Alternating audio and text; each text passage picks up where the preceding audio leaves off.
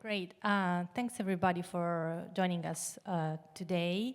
Thanks to all the speakers on this panel on India-Pakistan prospects for strategic stability and cooperation. So my name is Chiara Cervasio, and I'm a policy fellow and program manager at BASIC, where I'm leading our work on India-Pakistan, mostly research and facilitation of Track 2 and Track 1.5 dialogues. And I also specialize on India-China relations. So it's very exciting to be hosting a panel on India-Pakistan strategic stability. And I hope, I've been at other panels at this conference. It's been a bit depressing, of course, because of the status of things in the world. And I must say that the India-Pakistan relationship at the moment is not any better. But the title of the panel is, again, Prospects for Strategic Stability and Cooperation. So maybe we can take a more positive note in the discussion. So the discussion is going to be focused on specifically the different perceptions of the May 2025 India-Pakistan crisis. So it's the most recent crisis between the two countries, and whether strategic stability has been affected at the India-Pakistan level by the crisis, as well as the broader regional and global repercussions of the crisis. And the question that, the overarching question of the discussion will be, why was the May 2025 India-Pakistan crisis highly significant, and why should we care about it? And by we, I mean not just, scholars that live in the region, that work in the region, but also like the international community more broadly. So India and Pakistan engaged in a conventional fighting in May 2025, which was highly significant because India and Pakistan are nuclear-armed states. And for the first time, the conventional fighting entailed targeting key air bases deep inside each other's territories. And this is a new precedent in India-Pakistan relations. So it's very worrying. At the same time, India and Pakistan seem to have a mutual confidence in each successive crisis that the crisis will not escalate to the nuclear level, that escalation can be controlled. And so the key question remains, well, how far can India and Pakistan go in climbing this escalation ladder without really risking a nuclear war? And so how far can strategic stability be maintained in any future crisis? So to discuss these very, very important questions and topics, I'm joined with an excellent set of speakers. So the first speaker today will be Professor Dr. Rabia Akhtar, who's Dean Faculty of Social Sciences at the University of Lahore, where she also serves as Professor of International Relations and Founding Director of CISPR and the School of Integrated Social Sciences. She's also an Associate of Managing the Atom at the Belfer Center and a non-resident fellow at BASIC. Second speaker will be Ruhi Neog, who is director of the Institute of Peace and Conflict Studies in Delhi, India. She is part of the international expert group convened at the request of the Office of the President of Ukraine to develop frameworks for the Russia-Ukraine war settlement. She also serves as a board member of the International Nuclear Security Forum at Stimson Center, fellow with India National Laboratories, and non-resident fellow with BASIC. The third speaker is Dr. Petr Topichanov, is the head of the Sector for the New Challenges in South and Southeast Asia at the Primakov National Research Institute of World Economy and International Relations of the Russian Academy of Sciences. He's also an assistant professor at Lomonosov Moscow State University School of World Politics, and he serves as an associate senior researcher at the CIPRI Weapons of Mass Destruction program. Last but not least, Professor Dr. Christopher Clary, Associate Professor of Political Science at the University of Albany, State University of New York, and non-resident fellow with the Stimson Center's South Asia program. And he also wrote an excellent commentary of the May 2025 crisis published on the Stimson Center website. So I would recommend reading it for anybody who's interested in what really happened in the crisis. So without further ado, I've prepared one question for each of the panelists. So you will have roughly 10 minutes each to answer the questions, and then we will open the Q&A. So the first question would be for Rabia. What is the Pakistani perception of strategic stability in South Asia after the May 2025 crisis? And how did the crisis impact Pakistan's strategic thinking? What are the Pakistanis' concerns and expectations for future bilateral crises? Thank you so much, Dr. Chiara, for such generous introduction, and thank you to the organizers for having me here. So strategic stability in South Asia, from where I sit, looks far less stable than the phrase suggests. And I believe that if strategic stability is to mean something in South Asia after the May 2025 crisis, it cannot be a complacent belief that because nothing went wrong last time, nothing will go wrong next time. It has to mean consciously rebuilding fire breaks, updating regimes, and resisting the seduction of tidy, limited wars in a region that has no margin for miscalculation. We all know, it's a very learned audience, that in the classic Cold War sense, strategic stability rested on three anchors. No incentive to strike first, no illusion of a winnable nuclear war, and predictable crisis behavior, which was supported by communication as well as arms control. It was about mutual vulnerability, which was recognized, internalized, and it was also managed. We must fundamentally reimagine strategic stability in South Asia.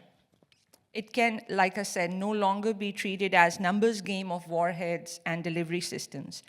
I believe that it now has to hinge on narrative stability, the hard shared recognition that escalation is not controllable, that mutual vulnerability is real, and that no limited war script survives contact with crisis. After May 2025, the gravest threat is not a missile on a launch pad, but the echo chambers that manufacture the illusion of cost-free coercion and reward strategic bravado over restraint.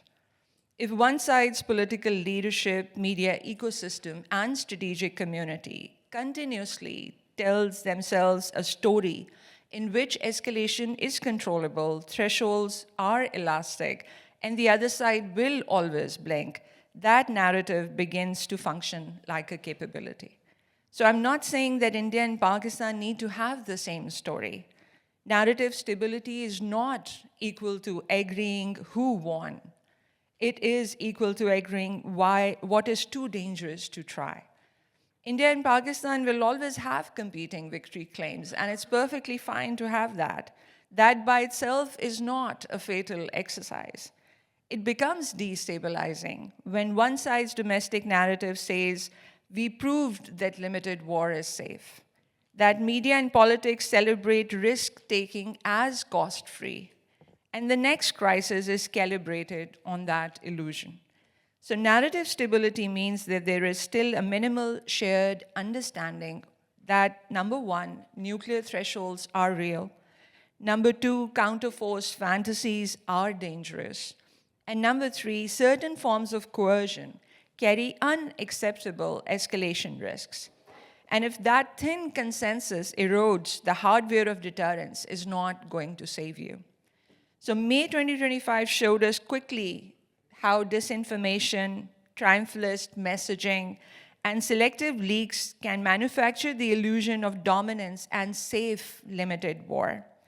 When public narratives reward risk-taking and deny mutual vulnerability, They corrode the very psychological restraint on which nuclear deterrence depends. So in this sense, narrative stability, which is anchored in factual reporting, honest assessment of risks, and responsible elite signaling, is no longer cosmetic. I believe that it must form a core pillar of how strategic stability is imagined or has to be reimagined in South Asia. May 2025, as you all must have followed, exposed a narrative gap that itself is a risk factor. Each side walked away telling its own story. Those stories are now feeding the planning assumptions. If one capital internalizes that we managed and contained escalation once so we can push further next time, while the other is tightening its nuclear red lines, you have narrative instability, mismatched expectations about what the risk actually is. So from a Pakistani perspective, there are three things that have changed since May 2025. Number one is that from deterrent stability to managed instability, there is a normalization of risk. May 2025 signaled that the segments of Indian leadership and strategic community now believe that they can fight, they can signal, and they can win below the nuclear threshold through tempo, technology, and narrative dominance. We saw integrated conventional strikes and cross-domain signaling, which was framed as controlled and time-bound. We saw expanded use of AI-enabled ISR, information warfare, and real-time mobilization. And we saw an assumption that Pakistan would absorb punishment, but remain conventionally and nuclearly restrained. So Pakistan's perception is that baseline has shifted. What previously would have been considered an escalatory act is being normalized as limited. Domestic political incentives and ideological narratives in India reward risk-acceptant behavior. And the pursuit of counterforce capabilities, BMD, precision strikes, persistent surveillance erodes the comfort of stable mutual vulnerability and is read in Islamabad as preparation for options beyond mere punishment. In response, Pakistan's strategic thinking is hardening around three ideas. Number one, that it must preserve credible deterrence at every rung of the ladder, including through qualitative improvements. Secondly, that it must signal more clearly that perceived spaces for cost-free surgical or time-bound campaigns are illusory. And number three, it must avoid mirroring recklessness because its own self-image is of a state that has repeatedly exercised restraint under pressure. The net result is not stability. It is managed instability. Crises contained but at a higher levels of risk, shorter warning times, and more complex technical systems in play. There is dangerous friction of created space for limited war.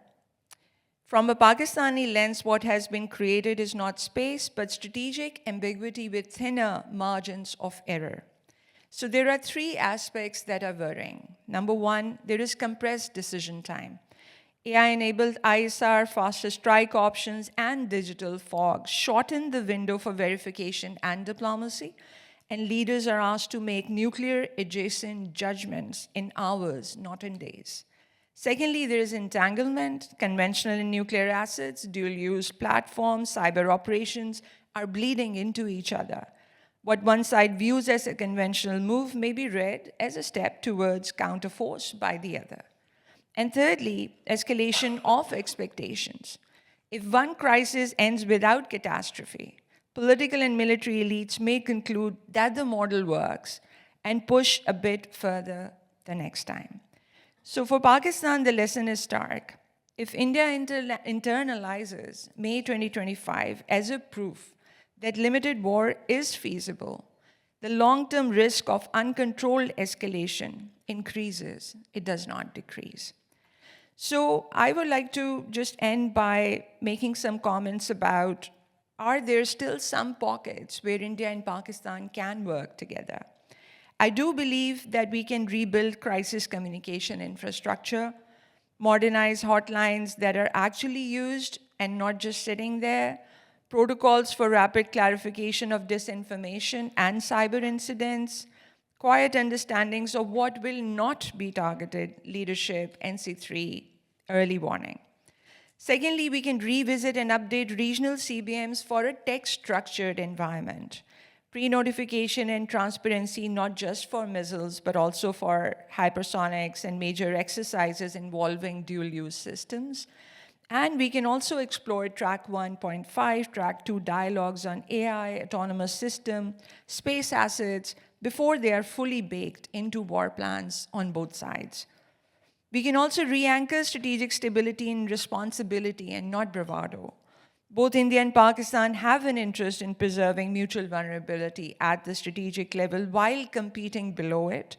So pretending the counterforce or splendid first strikes are conceivable pathways is profoundly destabilizing.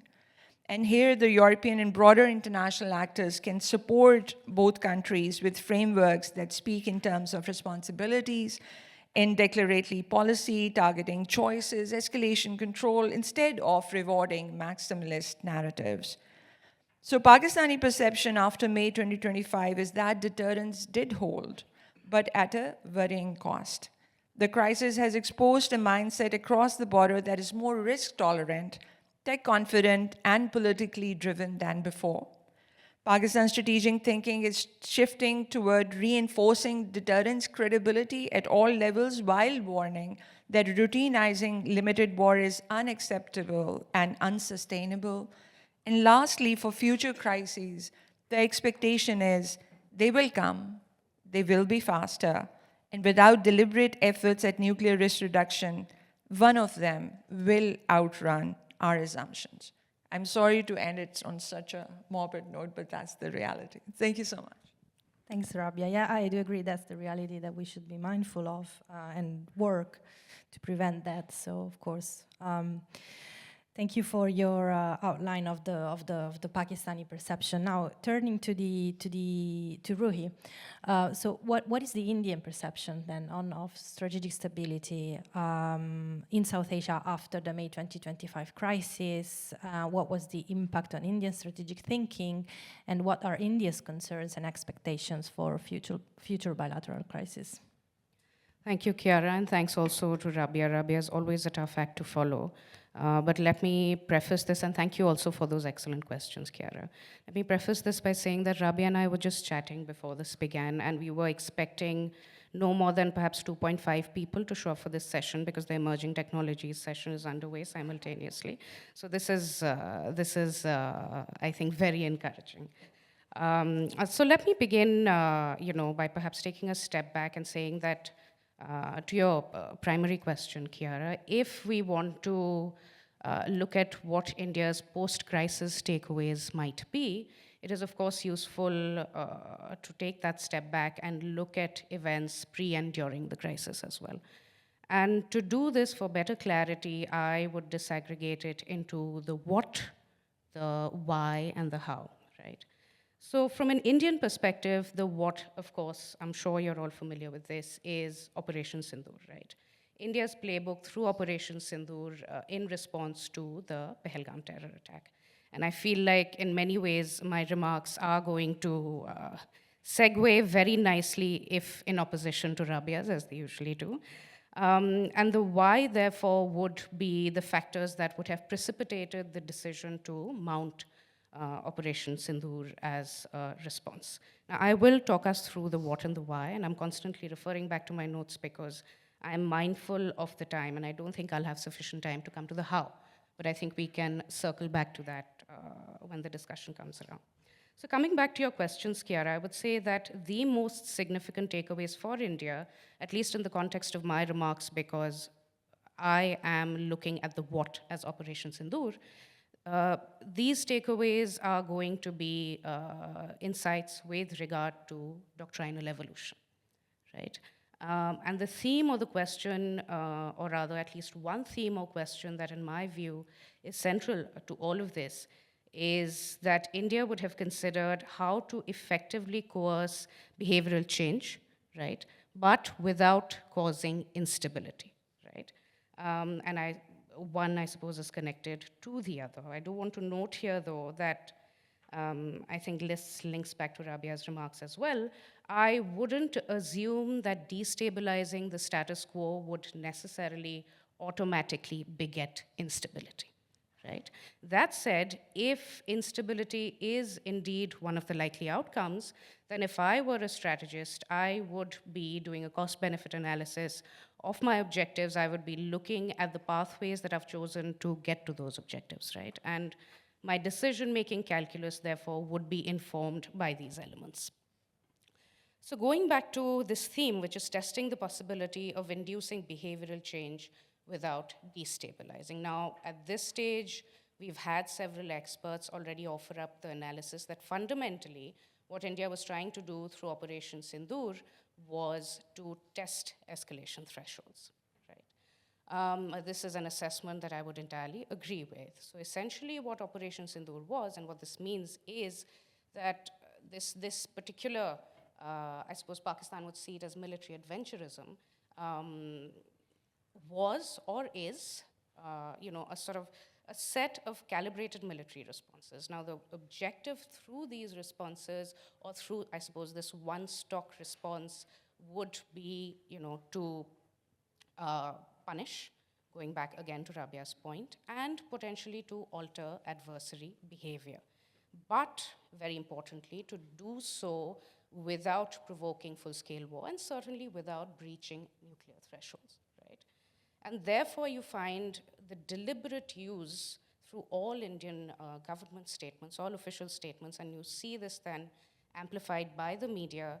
You see the use of the terminology of an operation, which signals greater control, which signals greater operational limitations. Now, whether this was successful or not, that is a different question. But in terms of signaling, my understanding is that this is what India would have tried to message through the use of language. Now, of course, this kind of conventional response to asymmetric or subconventional warfare isn't new. We've seen this before. There is precedent for it. We saw it, for example, in Uri Pathankot. We also saw it subsequently in Pulwama, Balakot. What we have, though, observed with each of these episodes is a broadening of the scope and degree of retaliation, right? So the bottom line, the point that I'm trying to make is that this ultimately was an experiment, right? And I think the logic of the experiment comes through much more clearly if you see it as part of a continuum, the continuum that I've just talked us through. Now, the question that this would prompt me to then engage with more deeply is why this experiment? Why doctrinal evolution, right? And there are several things to consider here. The first of these is, of course, that India is naturally not comfortable with how the status quo has come to be defined, right? And this goes back to your very initial question, Chiara. And the response really then, if you're not happy with how things are, you are going to try and modify that particular situation. And the particular situation that I speak of here is an almost comfortable coexistence with Pakistan's use of terror as state policy at one end and the threat of nuclear use at the other. And over time, as we are all very well aware, this has obviously severely boxed India in and boxed in or limited its options as well. And through this, then, we have a situation where we see, for the lack of a better word, almost a normalization of of Pakistan's playbook. And I think what tends to happen, whether it is within discourses in between India and Pakistan, or it is international discourses, we see that we have just come to take as a given this playbook as part of the framework of strategic stability or crisis instability. Right? So then related to this, the second piece is that India would, of course, be interested then in altering what the status quo is and how the status quo is conceptualized. And this then goes to your question about India's perception of strategic stability, right? And naturally then India would, as it did recently, would be trying to, if not reverse, then at least try to shift what the status quo is or looks like. Now, the third piece here is that, and we've seen this more visibly over roughly the past 10 years or so, coinciding with the current government coming to power the first time, India has increasingly attempted to break out of what it has perceived as an almost ritualistic response playbook to incidences of cross-border terrorism, right? And the fourth and final piece, and to me this is absolutely critical and perhaps the most important, is that any experiment can generate new information, right? So in this case, Operation Sindoor was precisely that. It was a new experiment, or it was a new version of a relatively new experiment. And really what it was a test of doctrinal evolution that, with the objective or with the expectation that it would lead to new insights, going back again to the questions that you ask about how India's perception might have changed or what the takeaways could have been. Now, these insights could be anything from escalation dominance, escalation management. It could be, what could potential de-escalation pathways look like. It could be the role of narratives and information warfare that Rabia spoke about. But ultimately, the bottom line here would be that any new information that is generated has fantastic utility and is going to be relevant for the future, right? So really the big picture takeaway for me here then is that negotiating and experimenting with new and untested things is always going to be a gamble, right? You may be able to, as India did, you may be able to game and you may be able to anticipate some adversary reactions, but you absolutely can't game them all, right? And therefore, like all gambles, there will always be an element of risk. And this then goes to, the points Rabia was making towards the end. So then really just to bring us back to what I began with, I think it is very useful, therefore, to look at the what, at least in my case, that is Operation Sindoor, and to look at it through the lens of the why and the how. And I think that can give us far greater intellectual clarity than at least I had when I was starting to study all of this earlier this year about what India's objective could potentially be, but also what its takeaways are likely to be post-crisis. I will close there. Thank you very much.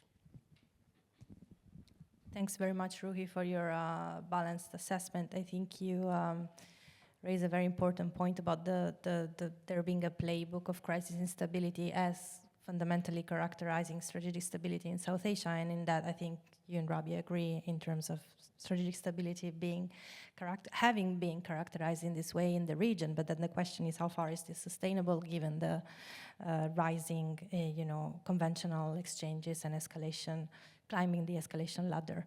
And this is, and I'll come to Petr on this specific question because it's further complicated, I think, this picture by emerging technologies and by the role of other actors. And so my questions for you will be, how are emerging military technologies impacting India-Pakistan crisis dynamics, and what will be their role in regional strategic stability?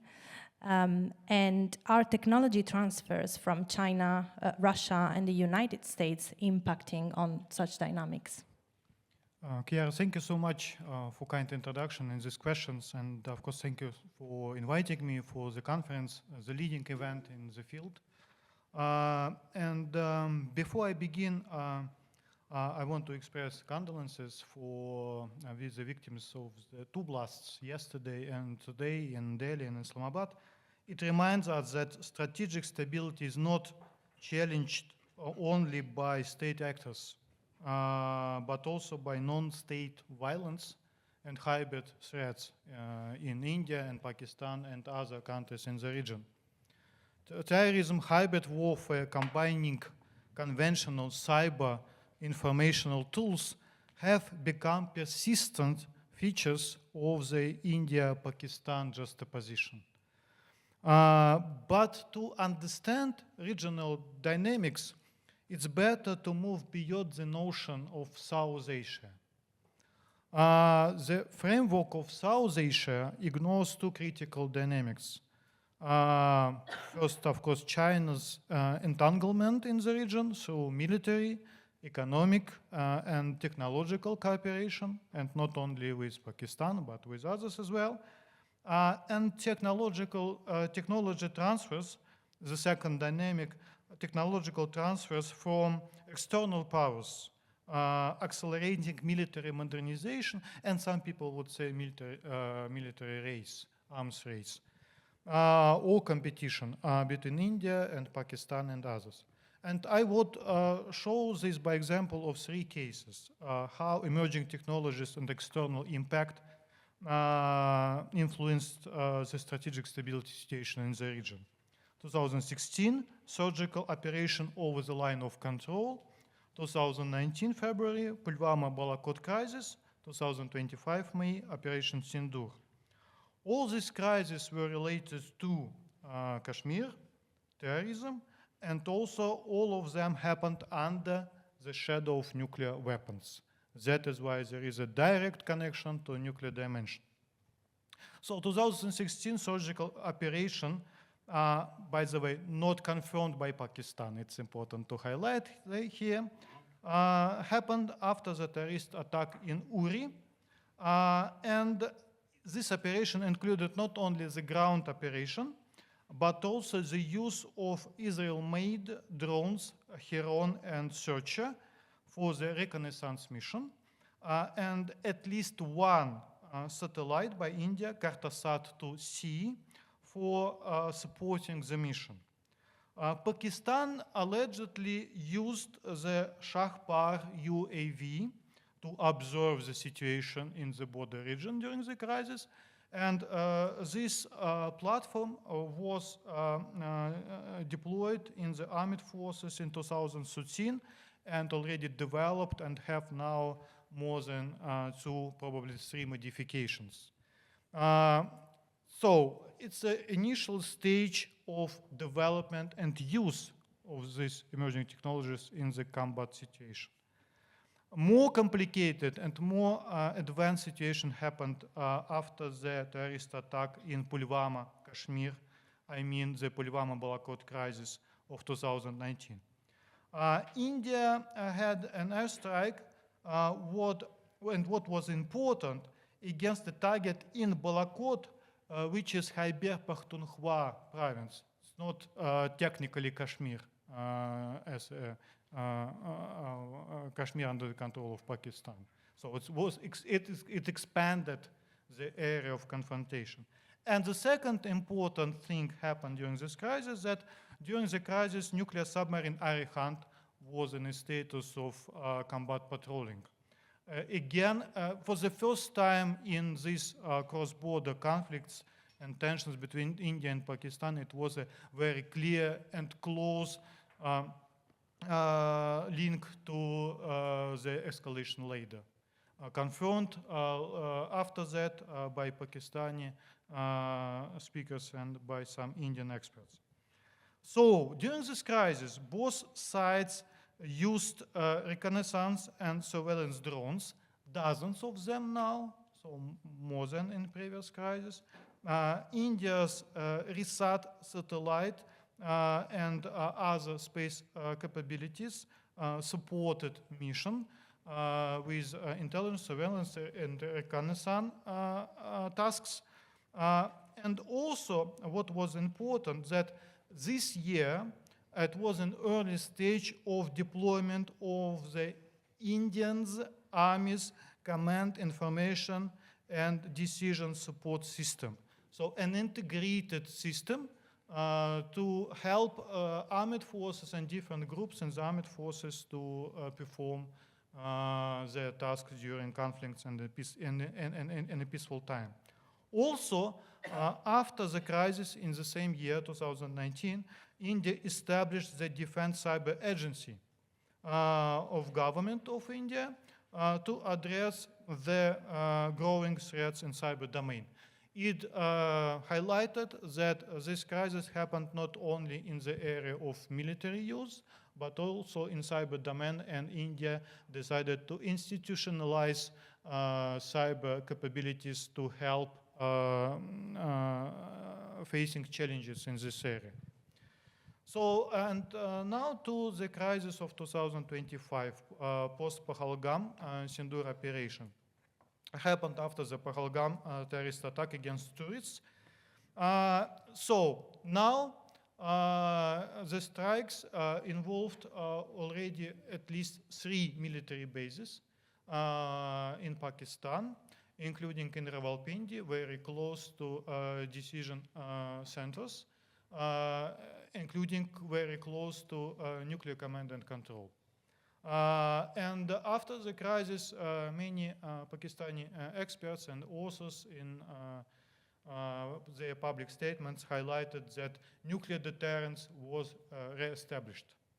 In the same way, in the same time, Prime Minister Narendra Modi, after that crisis, in his statement to the military forces, highlighted that India, it's not a direct quote, but he ignored the nuclear dimension. And he promised to target terrorists after that, if again something would happen. And he mentioned that nuclear threats from Pakistan, it's like something that India will ignore in the future. It's important. It means that both sides address to each other in different language. Pakistan considered that crisis in the context of nuclear deterrence, and for India it was like an operation against terrorist threats and other challenges, conventional and sub-conventional. During the exchange, these sides used hundreds of drones, not only for intelligence, reconnaissance, and surveillance, but also for strike missions. Now hundreds of drones. There are many speculations in media about 500, for instance, from Pakistani side, but at least it's about hundreds. Then India allegedly was relied on 10 satellites supporting the mission. And Pakistan used at least 2 its own satellites, PRS and PakSat family unit. And also Reuters mentioned an anonymous diplomat referred to the transfer of data from satellites of China. And he or she mentioned that probably about several dozens of satellites provided data that Pakistan used during this operation. It wasn't confirmed, so we need to highlight here this fact. But later, Prime Minister of Pakistan, Shehbaz Sharif, mentioned that Pakistan shared the satellite data acquired during the conflict from space capabilities of Pakistan with China. So it was officially confirmed. It's important. Also, it was mentioned that electronic warfare was used heavily and integrated command and control. What was important after this crisis in Indian mass media, it was reported that already mentioned command information decision support system of India received AI and machine learning capabilities as part of deployed systems to process big data. So it's not just about a testing regime, it's about bringing AI to actual combat situations. As for external sources, the last crisis between India and Pakistan revealed not only the widespread use of emerging technologies, but also the role of external sources at 2 levels. The first level, well studied, involves the transfer of technologies from Russia. It's about BrahMos, it's about S-400 air defense, Israel, Haroop, and other drones, early warning, space capabilities, Israel helped a lot, US, early warning, naval surveillance capabilities, China, UAV, space technology, electronic warfare. The second level, less explored, for me, even more important. It concerns about how experience of using these technologies from a broader region was transferred to India and Pakistan. For instance, when discussing the Operation Sindoor, several Indian experts referred to the operation Sindur as a special military operation. With emphasizing several common features for the war happening right now in Europe and the situation in South Asia. What kind of common features? For instance, early this year in Moscow there was a large military delegation from India, and during their meetings with experts, they paid heavy attention to two dimensions of the confrontation in Europe. It's about use of drones and it's about counter-drone measures, and how the integrated system of defense can be used to protect. So it means that this experience not just very relevant for the situation in Europe, but now in research and in analysis in the region. So emerging technologies are transforming the India-Pakistan strategic equation, no doubt, very quickly. Among the key trends in the region now are, firstly, the quicker and larger deployment of technologies that have been developed over many years. And secondly, a significant and dual use of emerging technologies during crises, where instead of one satellite in 2016, we are now talking about dozens. And instead of a few drones for intelligence, reconnaissance, and surveillance missions, hundreds of both IRAs and strike drones are in use by India and Pakistan. So especially it's important that these are dual capable platforms, as it was already mentioned. And it's not only about Pakistan. Just this October, there are news that India used about 100 drones to strike a camp in Myanmar with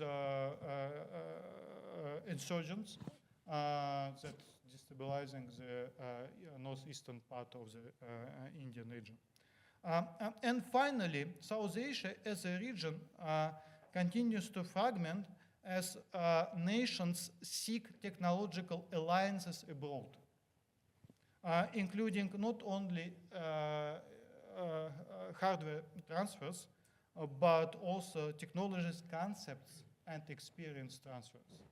And it's a challenge, but also it's an opportunity that I'm hoping to discuss later during answers and questions. Thank you so much.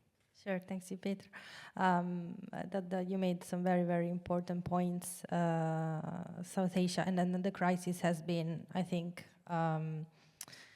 will give a huge amount of data because of this. EDTs, we talk a lot about EDTs, but they've actually been used now in warfare, especially Russian and Chinese technologies. So turning now to Christopher. So you have the most difficult task of outlining some big, really overarching final key points in terms of what really are the lessons and implications of the May 2025 crisis.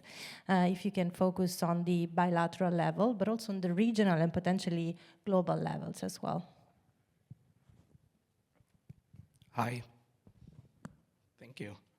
Thanks to the panelists for really insightful comments. That has also made my job more challenging. If they'd been less insightful, make my job easier. And thanks to all the European Union taxpayers in the room for paying for us to be here. Thank you for that, and the organizers. The panel is titled Prospects for Strategic Stability and Cooperation. Those prospects are quite poor in my assessment.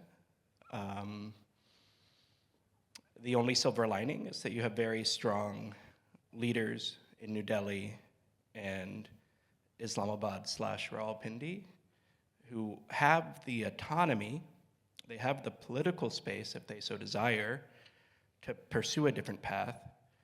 But in my judgment, both leaders, ideologically, are skeptical of the wisdom of that pursuit, combined with the collective reading of Indian Pakistani history that has led them to believe that peace processes rarely turn out to the benefit of their initiators, and often the opposite. So we do have an advantage that I don't think either capital is seeking totalizing victories. I think they're seeking still, in a slightly different version of what Rabia said, they are quite comfortable and maybe even desirous of hostility toward the other, but they would like that hostility to be managed. And then a lot of the disputes on this panel have to do with the origins of that hostility, who started it, and then the other disagreement is on the prospects for management. You know, when I talk to Indians and Pakistanis, you know, I say that your governments are on the frontier of nuclear scholarship. You're trying things with military power that have never been attempted by other nuclear weapon states in the history of the world. That might turn out okay, or it might not. So there is still an understanding in New Delhi that there is a nuclear shadow, but there's a disagreement, I think, on the subcontinent about the length that that shadow casts and the implications of being in the shade of a nuclearized South Asia. So, you know, I think when I think back over the last decade, 11 years of the Modi era, you know, I think South Asia has been learning to live dangerously. Learning to live dangerously doesn't mean learning to live risk-free. It's not careless, but it is taking real risks. And we can disagree, and I think the panelists likely do, about the probabilities that are entailed in some of these risks being taken in the current context. I largely agree with Rabia's analysis that we are in a profoundly unstable time under the historic metrics we use to talk about stability in nuclear relationships since the 1960s. We don't really have crisis stability. We thankfully don't have meaningful nuclear first use incentives, but I think both countries now have very strong conventional early use incentives. I understand why India escalated starkly on May 10th. For those that are not as versed in the crisis as maybe the panel, the crisis began with tailored, albeit bold, counter-militant strikes on May 7th, a series of partially denied drone attacks from the next evening of May 7th on to the evening of May 9th, and then on May 10th, in 2 bouts of strikes, largely involving cruise missiles from either Europe or co-produced with Russia, attacks on air bases across Pakistan. So that last wave, the use of BrahMos and the Scalp EG missile against Pakistani air bases, I think was a surprise to Pakistan. But that now means that Pakistan will price in a similarly stark escalation in the future crisis. Pakistan also, on May 10th, appears to have used either what we could call long-range artillery rockets or short-range ballistic missiles. It's a bit of a philosophical discussion about when one begins and when the other ends, and as well as other types of munitions. And Pakistan did not achieve clear successes on May 10th. And I think the absence, Pakistan says that they were successful, but the absence of clear successes, I think, means that Pakistan will try new things, perhaps earlier in the crisis, if we were to return to something like we observed in May of 2025, which itself as my predecessor panelist said, was not that different, was a larger sized version of what we saw in 2019. And that means we have this crisis instability problem, and then more broadly, we have an arms race instability problem, because both sides are looking for technological solutions that give them an asymmetric advantage in certain areas, and so they will try to procure massively. India and Pakistan have a very stark air defense need, so that will drive investments into the Chinese and Russian air defense complex, maybe a little bit of money to Israel as well in the process. They have standoff weapons needs, and so they are pursuing ballistic and cruise and other types of munitions that can defeat the air defenses of the other side. And the only break on arms race stability is a sense of profound resource constraints in Pakistan and meaningful resource constraints in India, where the government of India still does not believe defense budget expenditures are election-winning expenditures. And that political economy calculation could change on the Indian side as there's a larger indigenous defense industry. But those resource constraints are silver lining here. I'll conclude with kind of a mixed note, maybe on how we get out of here. You know, I think there are prospects for political discussions. I think there need to be very quiet, but serious conversations between law enforcement and intelligence bodies on both sides. Pakistan now very publicly, in a way that is, the volume has only increased over my career, accuses India of engaging in very widespread proxy violence within Pakistan. That accusation is not widely accepted by global governments, nor is it widely denied. It's sort of just kind of ignored. India has had a longstanding allegation that Pakistan is responsible for an enormous amount of Islamist-tinged militancy within India. And that allegation has achieved a more sympathetic response. Not universally sympathetic, not in total agreement, but more sympathetic response. And the evidence behind Pakistani sponsorship has, in my view, declined over the last decade. And then there's a debate in the field of whether that decline involves a real dialing back of support or whether just a mere improvement of Pakistani operational security.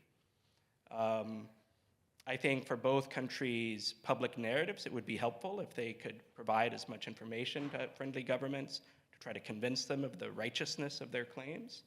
But since domestic audiences don't really need it, it's not a priority on either side. But I am worried that so long as serious Pakistani thinkers believe that there's a large-scale India-fomented Baloch and Taliban insurgency in Pakistan, any further decrease in support to anti-India militant groups, which is, I think, objectively lower than it was in the peak years of the 90s and early 2000s, any further decrease will be viewed as unilateral disarmament. That there's a concern that the leadership team in New Delhi is not reconciled to the existence of Pakistan in any fundamental way, and so why will you take away the one tool we have to get them to notice us? I'm not saying that view is correct, but I do believe that is the view. And so I think there needs to be a series of kind of very quiet conversations to try to get to some sort of escape this, what I view as like a proxy violence security dilemma. Other CBMs, I am at the Stimson Center. I started at the Stimson Center. I used to give out CBMs like free, like you got a little pencil bag here at the conference. And I said, you get a hotline, you get a hotline. But I've become more skeptical of the hotlines in my old age because you just can't ask anybody to pick up the phone. The US complains about the Chinese, why don't you pick up the phone? But this last crisis, I think, also showed the DGMO hotline is there, it works, it's technically functioning. There's a foreign secretary hotline nobody touches. It also, I think, technically functions. But the other capital will sometimes need space for politics. And I can judge that choice but you can't make them pick up the phone. And even if they do pick up the phone, you can't make them be serious about what they say. I think there is still realm of solving less salient conflicts. I am worried about, there's a kind of obscure maritime dispute between India and Pakistan that is tied to a dispute about this area called Sur Creek, which is like mangrove forest. It's not very important, except for as a dispute. And there's an old dispute about these glaciated regions in the north, the Siachen Glacier. I would like to get some of these disputes off the table. And so I'm a little bit more optimistic about CBMs in this space. So we should keep trying and working on these hard problems, but we should be mindful we are in a period of danger as we undergo technological and political transitions in South Asia. Thank you very much, Christopher, for your insights and your comments. I mean, that there's a lot of already, I think, to debate within the panel, but I would like to open the floor for the Q&A session. I will take 3 questions per turn. Thank you to the panel for a very interesting discussion. I have a few questions. The first one is for Dr. Rabia. Your argument of narrative stability was very interesting. But I have a slightly provocative question. If you consider the flip side of the argument, don't you think that the ability for both states to be able to claim victory can actually, in some ways, provide the off-ramp to diffuse the crisis at all? That is one. Second question, again to you. In your recollection and expertise of the India-Pakistan, the history of India-Pakistan conflict, has there ever been narrative stability? Has it ever prevailed? Because obviously both sides continue to still hold very different interpretations for the victory for very major conflicts, be it the 1971, 1965, 1999, so on and so forth. So how is this discourse of narrative stability different in this case, apart from the added dimension of the EDTs that you mentioned in your presentation? My third question, and this is really to anyone who wants to take it up, what do you think was the off-ramp in this particular crisis, if there was one at all? And finally, this is again to everyone, are there any shared lessons that both sides walked away with in this particular crisis? Thank you so much. And I'm Shivani. I'm a postdoc fellow with the Third Nuclear Age Project at University of Leicester. Thank you.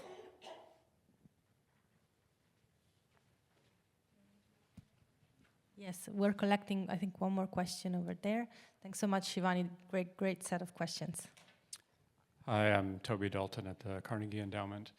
I wanted to offer one observation, which, Piotr, you kind of touched on a little bit, which is that in the Uri crisis, there was sort of a disagreement about what happened that allowed the off-ramp. Basically, Pakistan denied that there was an Indian reprisal. And then in 2019, similarly, there was sort of a denial of what had been hit and some contestation around that. In the most recent crisis, conflict, whatever you want to call it, there were sort of more facts that were a little bit harder to dispute, and then you had satellite imagery and so forth that kind of made it a little easier to deny, or made it harder to deny what had happened. And so I'm curious about how you see that arc of kind of the space for denial as part of the denial of facts, if you will, in terms of off-ramps from future crises. And I then had a similar question about what is the narrative that prevails in India and Pakistan about why there wasn't further escalation after May 10th? Thanks. Shall we collect maybe the third question? And then, thank you. I'm Giorgio Franceschini from the German Ministry of Foreign Affairs, and I have a question for Dr. Neog. on India's purchase of Russian weaponry. I ask this question from a very European point of view and perspective. And there have been recently openings and offers by Europe to somehow induce India to swap, let's say, the country where they purchase weapons. And for example, there was a rather explicit offers by Europeans, why don't you buy European weaponry instead of Russian? We don't like to see anything which feeds the Russian war machine at the moment. I just wondered how this discussion somehow resonates in India. And it's part of maybe even a broader question. In the session before, we talked about the axis of upheaval. Somehow people think that India belongs to a camp, to a democratic camp, which somehow tries to contain another camp, which is the autocratic camp. And therefore, it would make much more sense if India purchased weapons from Western and democratic states instead of Russia. How does this discussion is perceived in India, or is it a factor at all, or is it like more a European thing or a Western self-discourse? Thanks. I mean, I think we have a great set of questions to start. I would like to start with the off-ramps issue, I would say, because many questions were raised on this. And if I can please, I think I would ask the question to each of you, really. And if you can touch a little bit upon the role of the US, which we didn't discuss. But of course, it's a bit of like the elephant in the room in here. So, Rabia, would you address that question and some of the Shivani's question for you as well? Thank you. Thank you so much. Very thoughtful questions. Firstly, I don't think that narrative stability ever existed from the way I'm envisioning it. And like I said, this is not equivalent to who won the war or their war narrative. What I'm trying to refer here is that can we have some basic truths about which we are dispassionate and not look at it as India and Pakistan's entrenched positions? Can we accept the fact that there is a nuclear shadow? Can we accept that it is a bad idea to test each other's thresholds? Can we agree that counter-force temptations are again bad news under nuclear shadow? Because from where I see it, the recent crisis has tested all of them as some sort of, triumphalism about it, that, see, we told you that Pakistan's nuclear thresholds are a bluff and there is space for limited war under the nuclear shadow. So you forget about what the Cold War literature has been telling, theories have been telling. We have just tested, and here it is. So it is okay to continue to, move on with it as a strategy, because this time it didn't happen, it won't happen next time. Next time we'll go higher, and you will see again that nukes won't come out. That's the kind of understanding which rests on the kind of experimentation that Ruhi talked about. I'm all for experimentation, but what about the dangers that are inherent in that experimentation? Are countries even thinking about the things that can go wrong? There is no dominating the escalation ladder. The spiral is just way too real for you to think that you could be in control. And if you think that you can be in control of the crisis once it begins, that's where the problem lies. And I think that's the kind of conversation India and Pakistan need to have. There have been many, research attempts where Indians and Pakistanis have been in the same room, and they don't even have the same definition of what deterrence is. What is conventional deterrence? How it's different from nuclear deterrence? What is a limited war? What does it mean to both of them? Again, thresholds, how should they be perceived? how far they can push each other, what is mutually assured destruction for both of them, what is assured retaliation. So I think there is space for this conversation where, while like rightly pointed out by Toby, and I think it adds on to your question, Shivani, that it did give off ramps when, Pakistan denied, so there was space. And as Clary also said, that there is political space to accept or deny. And both countries would want to retain that space. That is okay. Because that's where third parties come in and they say that, okay, fine, you keep your own victory narrative, but here's the middle ground. Can you just, come in? That's where US comes in. One more thing, India and Pakistan's narratives that have come out, Pakistan has openly accepted US brokering peace this time too, a ceasefire. And you have seen President Trump made statements the umpteenth time as to what happened and how trade over, trouble was his mantra for both countries that brought ceasefire. But the Indian side has still not, publicly accepted that there was any back channeling that was happening that brought a ceasefire. So I do believe that, counterforce temptations are very much real. And if both countries now believe that that space can be explored irrespective of the nuclear shadow, then we are headed for a very, very dangerous space in South Asia. I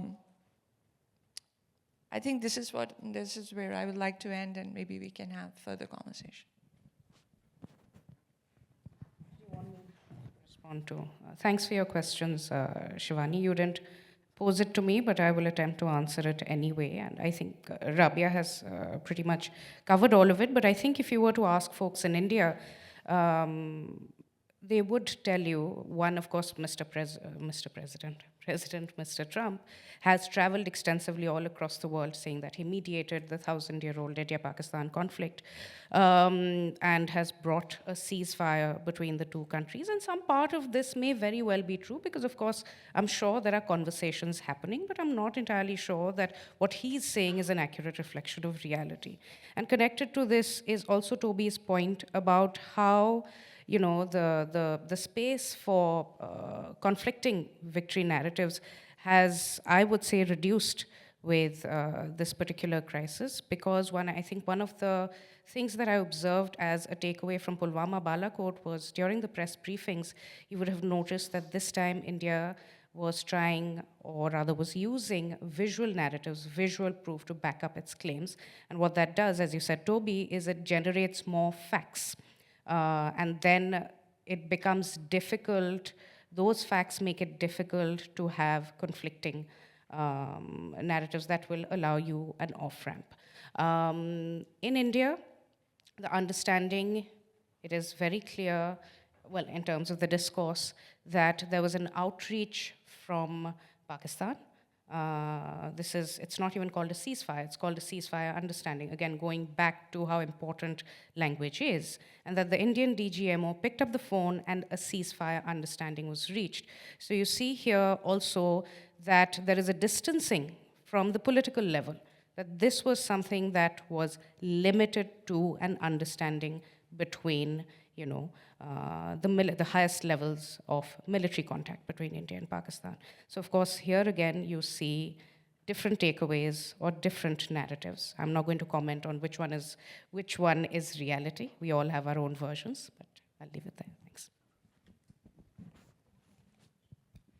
So, did you want me to take the gentleman's question? yes, of course. Thank you. And then we'll move on. Thank you very much for that question. I find, regardless of what topic I'm speaking on, I am always asked, ultimately, especially in Europe, about Russia. I think the discourse is the same as the discourse on buying Russian oil.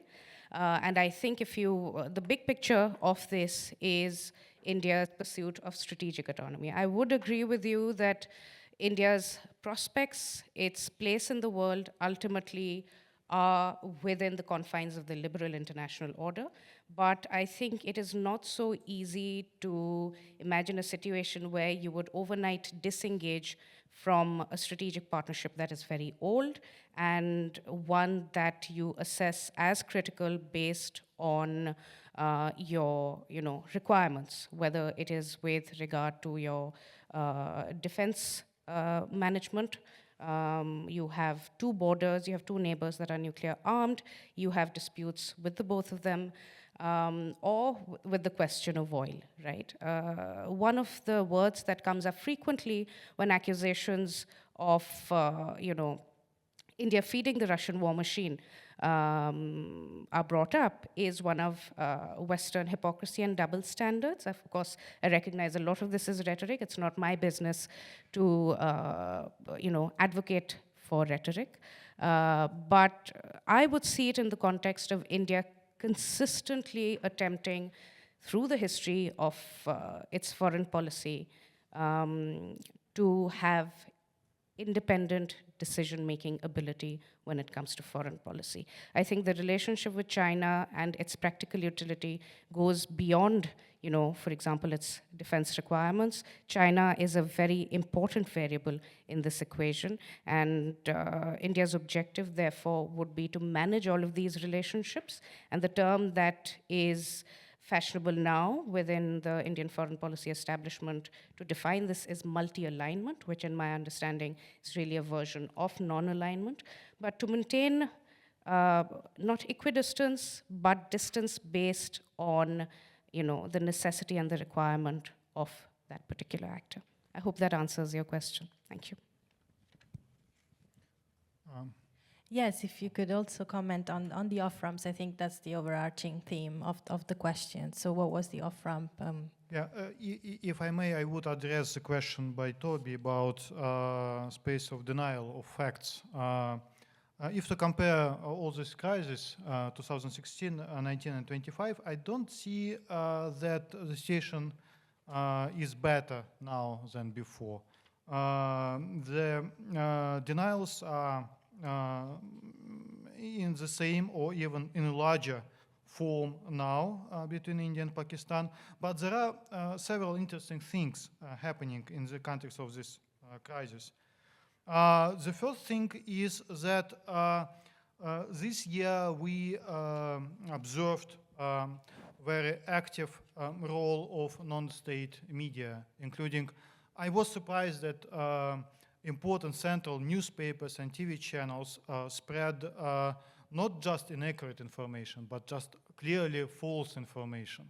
And in the same time, somehow I could see that, at least from the Indian side, there was an increased attempt to control the information in two ways. The first way is that clearly we had less examples and cases of information, pictures, videos from the border region.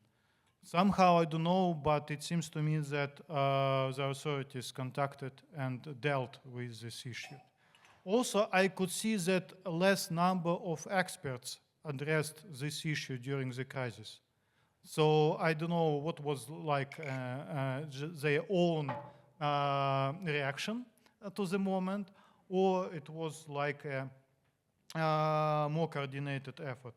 And the second interesting thing, that India didn't try to confront all Pakistani's claims immediately in public domain. The fact that Air Forces conducted a press conference a half of a year ago after the crisis demonstrated successes and outcomes of this crisis showed that India took time, and this press conference was made not for Pakistan. India avoided any ground for interpreting her public statements as a public dialogue with Pakistan. So it was for the world, it was for the international community, it was for domestic community, but not for Pakistan. For me, it's an example that India, from the beginning, controlled the narrative. Even India probably didn't try to confront public statements, or not public, but media reports inside India itself. Took time and prepared the narrative to show this half year, months after the crisis. It's interesting. What does it mean? I don't have an answer. Somehow it's good because it means that there is a policy of controlling the narrative. So it's just like a plan. Somehow it's bad because India avoided even in the public domain any kind of dialogue with Pakistan. Thank you. So I don't know if any of the questions were directed to me, but I'm an American. I'm used to veering into lanes that are not mine. And I will do so with alacrity and joy. First off, I have the privilege of being a citizen of Nobel Prize nominee Donald Trump's America, who has given us this blessing of resolving this conflict among others in the world. And it is a shame the rhetoric has gotten so weird, because I actually do think Marco Rubio in particular played a quite helpful role. So how do we get off of this crisis? So here again, I'll get into the weeds of the crisis, so apologies. The initial airstrike occurred. Very bold choice by India. So clearly Pakistan was going to feel pressures to respond. Pakistan has a doctrine, quid pro quo plus. Sometimes you hear quid pro quo plus plus get uttered by Pakistani thinkers now. So there were strong pressures. But we were given a great gift. Pakistan achieved surprising counter-air success against the Indian Air Force on the very night of the raid. So there was an off-ramp as we woke up on May 7th.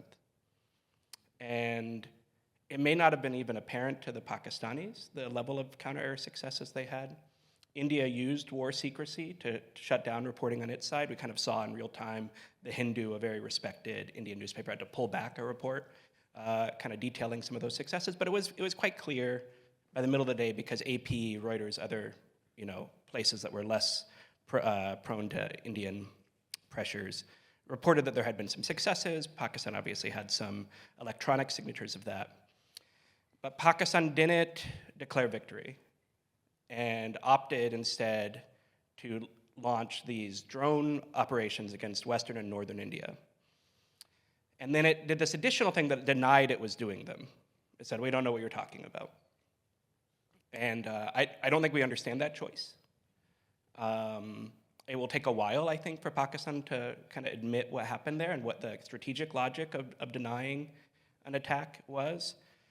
But then that meant the next morning, May 8th, India launched its own drone attack, but it happened in the early morning hours after sun was up. So the drones were visible. There's a lot of imagery. And some of the targets, because India says it was targeting air defense networks, some of the targets were near very large Pakistani population centers, Lahore and Karachi principally. So Pakistanis, their own government denying that there had been a drone attack the night before, felt under attack by the Indians. These Indians are crazy, right? They attacked us yesterday and they're still attacking. Drone lands on some poor farmer in a field and kills him. Now we're in a very difficult place. And the Pakistan military evidently decided it couldn't take an off-ramp earlier and needed to do one last punch. It is still unclear in the public realm the sequence of punches thrown on the early morning hours of May 10th. My reading of the evidence, and I'm open, the evidence is ambiguous, is that Pakistan escalated very early on May 10th, and then the Indian Air Force escalated further. And then we have a pause in Indian Air Force strikes where the Pakistanis are picking up the hotline, indicating a desire to stop. The Indians are not answering. And the Indians do another round of strikes against Pakistani air bases after the hotline channel is attempted to be activated. And then the Pakistanis and the Americans during this second window of strikes are calling through multiple channels, including the embassy in Delhi, to say, pick up the phone. And India wants one last big punch, I think because they need the imagery. Right? India learned from 2019, if the other side can deny anything, then we may be denied a political win. So Modi needs two types of political wins. There's an intra-elite fight within the BJP about how much punishment Pakistan should have. And then India is also in a status competition globally. It wants to be seen as asymmetrically more powerful than Pakistan. Now this makes it easier for Pakistan to take off-ramps, right? India needs to decisively win a crisis with Pakistan, but Pakistan needs only not to decisively lose. One of those tasks is easier than the other. And my hope is if there is another crisis, which I anticipate there will be, rather than Sindoor, this May crisis being the new floor, my hope is India goes smaller but quicker. So part of the issue is there was a terrorist attack on April 22nd. There's not a military response until May 7th. So the pressure is building and building and building in India, right? Like the monsoon, right? It gets humid, everybody wants it to finally rain. I think if India were to go quicker, but smaller, the pressure for a big thing might be different. That is sort of the model Israel had prior to 2023. That's a dangerous model too. But my view of the situation is we're kind of picking our poisons. And I would like a little less poison, but maybe sooner.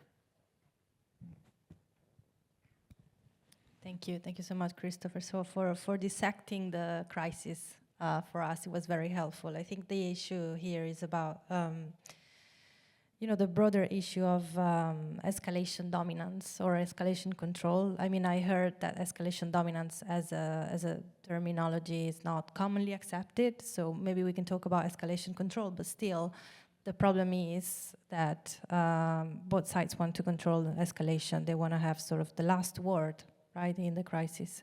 And so, Rabia, you made a point, in your remarks you said the message for Pakistan was that Pakistan will not absorb punishment.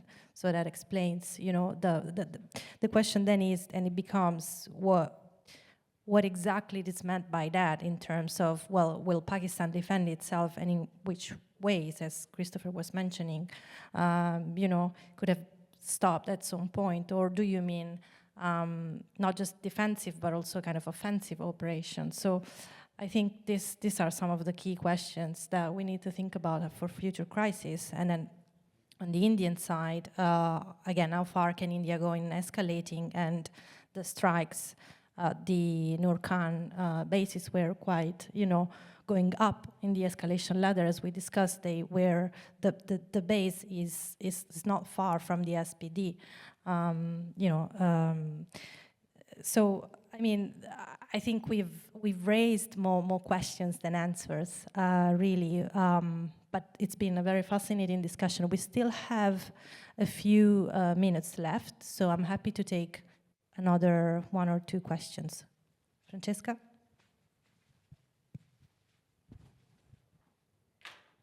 Thank you very much. This was really fascinating. I would like all of you maybe to comment on this idea of counterforce, which Rabia is very deeply debated in the United States right now.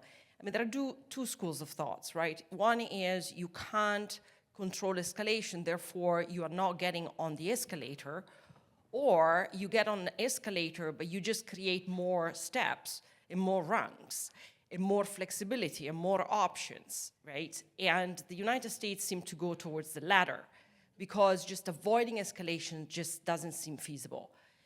So in a way, we live in a world of counterforce. And so if we accept this, what is the stability model that we should look at? Since we have seen the countries will get on the escalator. So is South Asia on an inevitable path to introduce even more low-yield nuclear weapons, even more, sort of tactical missile systems, right? That maybe they, I don't know, the introduction of nuclear-armed drones, things like this that we have seen, for example, during the Cold War. So is this inevitable? And to you, Chris, I have two questions, and I hope not to offend anyone. But when the crisis began, I was with Vipin having a drink, and he said to me, you know, Francesca, I can bet the Indians are not going to be retaliate within 10 days. Why? Because they are incompetent. The Indian Air Force is unable to act quickly. And he expected this to be delayed.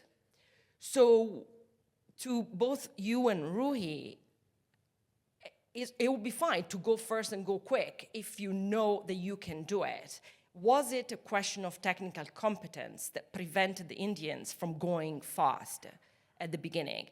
And my last point to you is, could you comment on what would be the take from the US on how Pakistan used new Chinese capabilities? Have we learned anything about the new Chinese equipment that Pakistan, for example, displayed during the crisis? Thank you.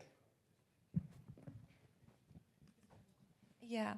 So very quickly, as you've rightly summed up, so there definitely are going to be more rungs added to the ladder, but I don't see those rungs to be nuclear. I see those rungs to be conventional, which did not make doctrinal sense earlier. But if that space for conventional war has been opened by India, then Pakistan is going to retaliate through its own conventional means. Earlier, you know, the doctrine and the literature said that Pakistan's threshold is too low. And because it's a smaller, weaker state, it cannot fight a conventional war with India, so it will be the first one to go nuclear in a crisis.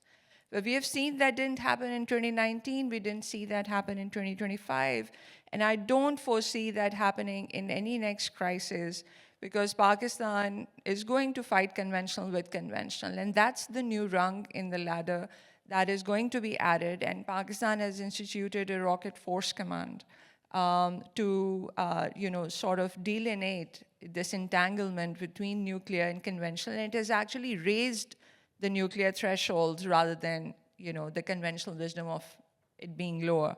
So that's where I would rest it. Thank you, Francesca, for your question. I want to just quickly confirm that this is not going to be available online or to the public, because I laughed the moment you said Indian incompetence, but that laugh was a reflection on my own abilities, not on anyone else's. I think the very quick 2 points that I will make is, number one, I would agree with Rabia that in terms of doctrinal evolution, from the Indian perspective, this was an attempt to generate more conventional options. And I would also agree that, at least in terms of interest, neither side is interested in, flirting with the nuclear option. Now, whether that is going to be inevitable, I can't say.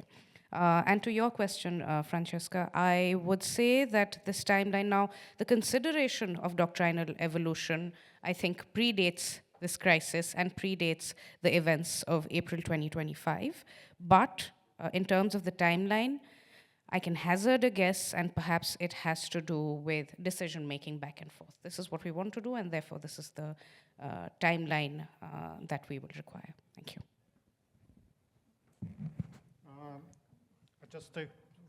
Just a few lines to the question about what's the stability model in the region. As for now, it seems to me that there are two options. They are not hard options, not stable options, but still they are working. One of them is the security community, loose security community and without strong organizations, but still with some routine, such as Shanghai Cooperation Organization. Still they meet, still they attend the same meetings, discussing the same organizations. It's not decisive, it doesn't help to resolve, and it has no mandate for peace building, but still it provides a platform for their meetings, so it's good. And the second way of for providing a stability model is the policy that India has, as you mentioned, multi-alliances.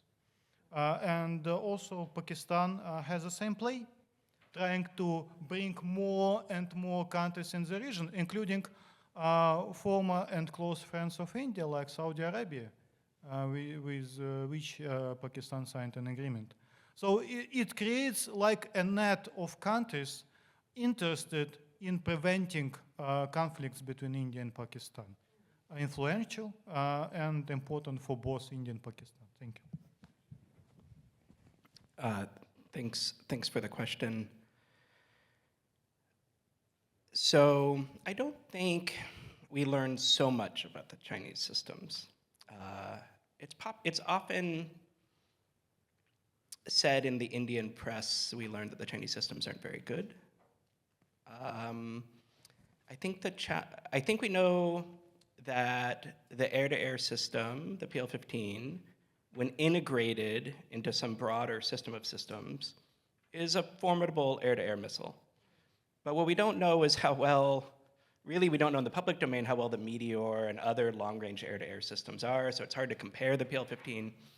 But there's a reason the US side takes the PL-15 maybe more serious than the Indians, because we're worried we'll be surprised, right? The counter-air success that Pakistan had on May 7th, we don't want that to be the Chinese success in some future contingency. So I think it's clear that Chinese systems now they can keep Pakistan in the game, along with Turkey and Pakistan's own efforts.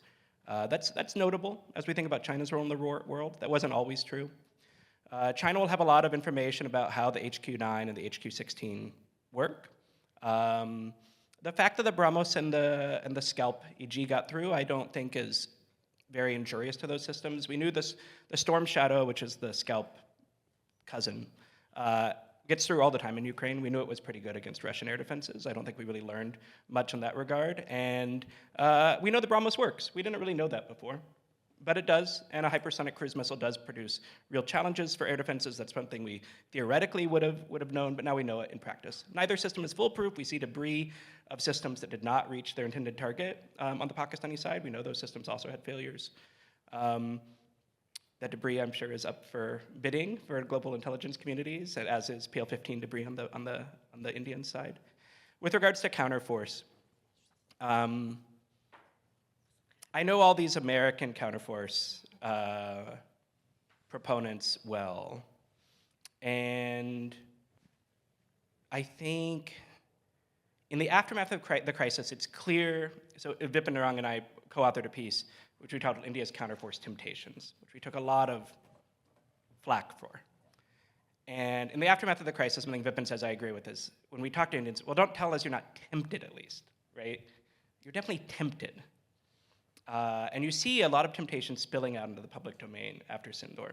Even pretty thoughtful people, Raj Shukla, who I don't think is a bomb thrower, it's like, this is a good idea. We should knock on the nuclear door. There is an episode, which I won't get into here. There are signs of a strike near a alleged Pakistani nuclear storage facility called the Karana Hills. There's something disturbed the topological feature we can see in satellite imagery that's consistent with some videos that occurred. We don't know why that happened. India hasn't said why it happened. My particular pet theory is jamming led a missile to go awry, but who knows? But my bottom line point to Indian counterparts is there is a big debate about the feasibility and desirability of counterforce within the US.